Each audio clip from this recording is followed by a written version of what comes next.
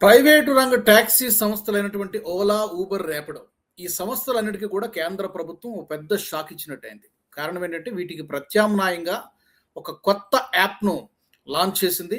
కేంద్ర హోంమంత్రి అమిత్ షా గారు రీసెంట్‌గానే లాంచ్ చేశారు గురువారం నాడు. భారత్ టాక్సీ నిజానికి ఈ ఆలోచనకు శ్రీకారం చుట్టింది గత సంవత్సరం 2025 జూన్‌లోనే శ్రీకారం చుట్టింది. డిసెంబర్ 2వ తారీఖున గత సంవత్సరం ప్రయోగాత్మకంగా కొన్ని ఢిల్లీ, అలాగే గుజరాత్, గుడ్‌గావ్ ఇలాంటి ప్రాంతాల్లో ముందుగా ప్రారంభించారు. సత్ఫలితాలనిచ్చింది. ఇప్పుడు రీసెంట్‌గా ఈ యాప్‌ను హోంమంత్రి అమిత్ షా లాంచ్ చేశారు. ఇప్పుడు ఈ కంపెనీలకు పెద్ద టెన్షన్ పట్టుకుంది.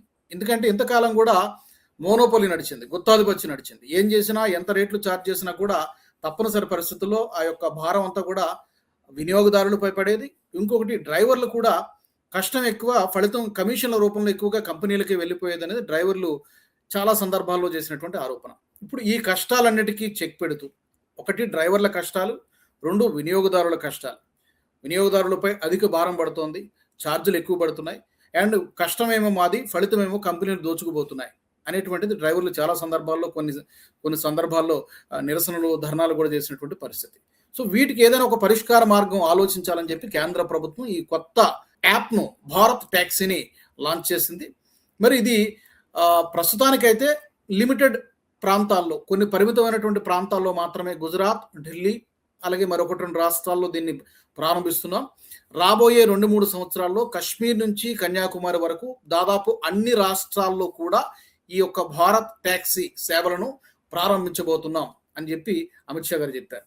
దీనివలన ఏమవుతుందంటే కేంద్రం చాలా క్లియర్‌గా చెప్తోంది. ఇంతవరకు కూడా కేవలం డ్రైవర్లు ఉద్యోగులు కాదు, డ్రైవర్లు ఇందులో భాగస్వాములు, లాభాల్లో కూడా వాళ్ళకు వాటా ఉంటుందని చెప్పి కేంద్రం చెబుతోంది. అయితే ఇమీడియట్‌గా ఈ యొక్క ప్రభావం ఓలా, ఊబర్ లాంటి సంస్థలపై పడుతుందంటే ఇమీడియట్‌గా పడకపోవచ్చు, కానీ రాబోయే రోజుల్లో డెఫినెట్‌గా మార్కెట్‌లో కాంపిటీషన్ వచ్చేసింది కాబట్టి డెఫినెట్‌గా ఇక్కడ ఉన్నటువంటి డ్రైవర్లు చాలా మంది అక్కడ భారత్ టాక్సీలో రిజిస్టర్ చేసుకుంటారు. ఇప్పటికే 10 లక్షల మంది డ్రైవర్లు ఈ యొక్క భారత్ టాక్సీలో రిజిస్టర్ చేసుకున్నారు. ఇప్పటికే 10 కోట్ల రూపాయల వరకు కూడా ఆదాయాన్ని కూడా వాళ్ళు ఆర్జించినట్టుగా కేంద్ర ప్రభుత్వం చెబుతోంది. సో ఈ కాంపిటీషన్ తట్టుకుని మార్కెట్‌లో నిలబడాలంటే డెఫినెట్‌గా ఈ సంస్థలు ఓలా, ఊబర్, ర్యాపిడో లాంటి సంస్థలు, ఇంకా ఇలాంటి తరహా ఏ సంస్థలు ఉన్నా కూడా వాటి యొక్క లాభాలను తగ్గించుకోవాల్సి ఉంటుంది.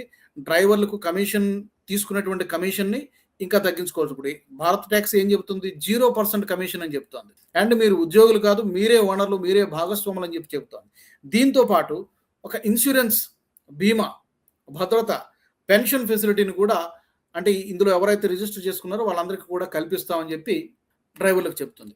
ఇంతకంటే కావాల్సింది ఏముంటుంది? డెఫినెట్‌గా ఇది కేంద్ర ప్రభుత్వమే నేరుగా రంగంలోకి దిగింది కాబట్టి దీని వైపు ఎక్కువగా మొగ్గు చూపేటువంటి అవకాశాలను ఇప్పటికే స్టార్ట్ చేసిన నెల రోజుల్లోనే చాలా మంచి ఫలితాలు వస్తున్నాయి. సో తప్పకుండా ఈ యొక్క వార్త ఈ 3 ప్రైవేటు రంగ టాక్సీ సంస్థలకు చాలా పెద్ద షాకింగ్ అని చెప్పాలి. అయితే ఈ యాప్ టెక్నాలజీ ఎలా ఉంది? ఈ విస్తరించడం అనేది అంత ఈజీగా జరగదు.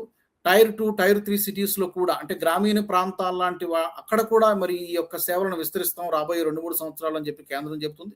ప్రాక్టికల్‌గా కొన్ని ఇబ్బందులు ఉంటాయి. బట్ డెఫినెట్‌గా ఒక మంచి పర్పస్‌తో, ప్రజలకు మేలు చేయాలనేటువంటి ఉద్దేశంతో ప్రారంభించారు ఈ భారత్ టాక్సీ. దీన్ని విజయవంతం కావాలని చెప్పి మనం మనస్ఫూర్తిగా కోరుకుందాం.